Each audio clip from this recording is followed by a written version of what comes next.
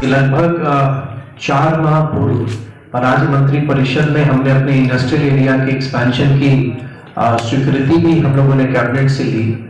बिहार उद्यमी के लिए अपने यूनिट को स्टैब्लिश करने के लिए जमीन की आवश्यकता है। अभी हमको बताते हुए बहुत प्रसन्नता हो रही है कि बिहार के सभी जिलों से 9000 एकड़ से भी अधिक के भी जमीन के डिटेल्स हमें प्राप्त हुए हैं, जिनका हम लोग वेरिफिकेशन करा रहे हैं और उनकी उपयोगिता, उनकी वायबिलिटी को हम लोग चेक करा रहे हैं कि कहाँ एनएच की कनेक्टिविटी कैसी है या नियरेस्ट स्टेशन कैसे है।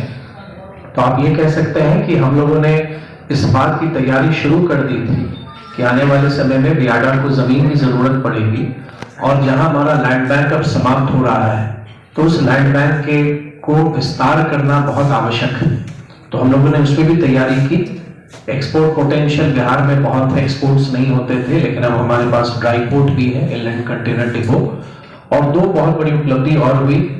एक स्पेशल इकोनॉमिक जोन, बिहार में कभी स्पेशल इकोनॉमिक जोन नहीं था, उसको भी अब डेवलप हमें करना है।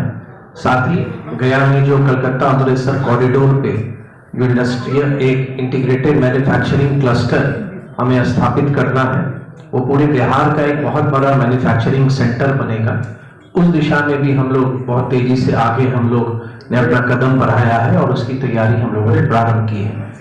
तो अगर कुल मिला के देखें तो मैं ये मानता हूं कि बिहार भी अब देश के इन्वेस्टमेंट डेस्टिनेशन के तौर पर प्रमुखता से स्थापित हो रहा है और बिहार की चर्चा भी निवेश के संदर्भ में के एक प्रयास से बहुत कड़ी मेहनत हमारे विभाग के सभी पदाधिकारियों ने की थी और उसी का परिणाम है कि आज बिहार की चर्चा पूरे देश में हो रही है और सबों में ये प्रसन्नता है।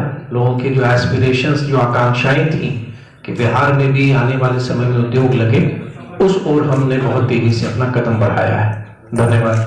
मिशन कर सकते हैं तो उस हिसाब से हम कम्पिटिटिव और अट्रैक्टिव पॉलिसी भी बना रहे हैं। संस्कृति पॉलिसी को अगर एक हम यार्डस्टिक मानते हैं, मतलब वो एक इंडस्ट्रियल पॉलिसी है, तो 2016 की जो इंडस्ट्रियल पॉलिसी है उसके तहत लगभग 1,03,853 करोड़ के प्रस्ताव हमारे पास आए थे, जिसमें फाइनेंशियल, जिसमें आप जिनको स्टेज 1 क्लियरेंस मिला, मतलब क्लियरेंसेस को आप देखेंगे तो डिफरेंट स्टेजेस में है।